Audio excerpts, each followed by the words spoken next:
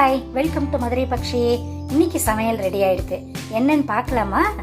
சூடான சாதம், வத்த குழம்பு, புடலங்காய் கூட்டு.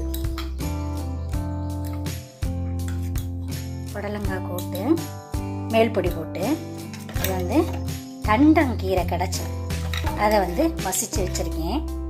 தயிர். இந்த வெத்த குழம்பை பற்றி உங்களுக்கு நான் சொல்லணும். இது எப்படின்னாக்க பியூராக நல்லெண்ணெயில் பண்ணணும்.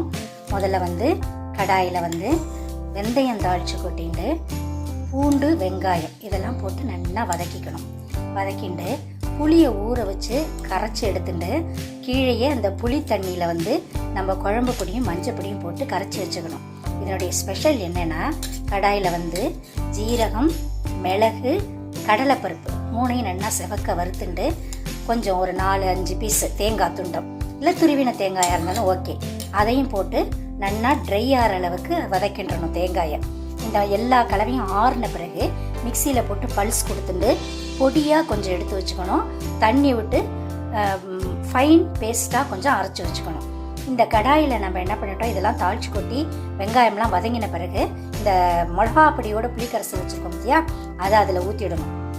ஊற்றி நல்லா கொதி வந்த பிறகு நம்ம ஃபைன் பேஸ்ட்டாக அரைச்சி வச்ச அந்த விழுதையும் அதில் கொட்டிக்கணும். கொட்டி நல்லா கொதி எண்ணெய் பிரிஞ்சு கொதி வரணும்.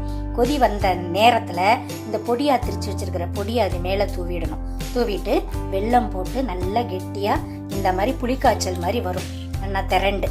அப்போ இதை நம்ம இறக்கி வச்சிடணும். இறக்கி வச்சுட்டு நல்லெண்ணெயில் கடுகும் மணத்தக்காளி வத்தல் நல்லா பொரிஞ்சு கொட்டி இது மேலே ஊற்றிடணும். டேஸ்ட்டு பார்த்தேன்னா வேற லெவலில் இருக்கும். சுட சுட சாதத்தில் இதை போட்டு பிசைஞ்சு சாப்பிட்டா ரொம்ப டேஸ்ட்டாக இருக்கும். இதோட பருப்பு தொகையில் வச்சுக்கலாம். நான் இன்னைக்கு காய் இருந்ததால் பாசிப்பருப்பு போட்டு மேல் பொடி போட்டு புடலங்காய் கூட்டும் இதுக்கு காம்பினேஷனாக கீரை மசியலும் பண்ணிட்டேன். இன்னொன்று முக்கியமான விஷயம், சம்மர் ஆரம்பிக்கிறதால நீங்கள் டெய்லியே கீரையும் சாலடு, குக்கும்பர் சாலடும் சேர்த்துக்கிறது உடம்புக்கு ரொம்ப நல்லது. இன்றைக்கி இங்கே எல்லாம் ரெடி ஆகிடுது. நீங்களும் எல்லா சமையல்லாம் ரெடி பண்ணியிருப்பேன்னு நினைக்கிறேன். தேங்க்யூ.